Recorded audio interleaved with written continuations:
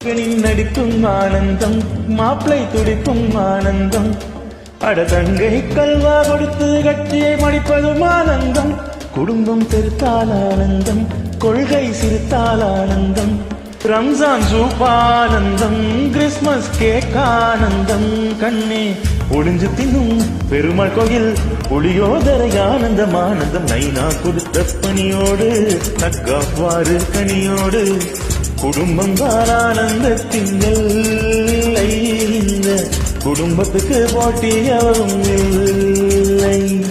நடிகர் கமலஹாசன் நடித்த இந்தியன் திரைப்படத்தில் வரும் பச்சை கிளிகள் தோளோடு பாடலை ரீக்ரியேட் செய்து திமுக அரசு விமர்சித்து பாடியிருக்கின்றனர்.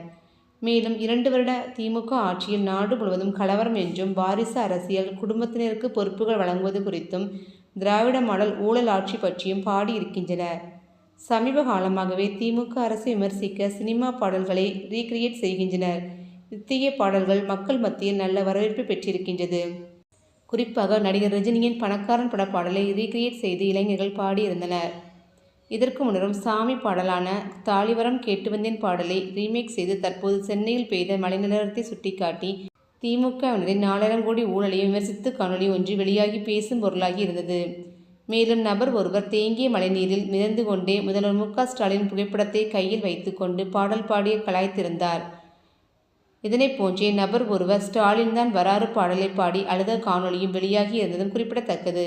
திமுகவினர் மக்கள் நலனில் அக்கறை கொள்ளாமல் பணம் சம்பாதிப்பதை குறிக்கோளாக வைத்திருக்கின்றனர் என்று பலரும் கூறி வருவதும் குறிப்பிடத்தக்கது.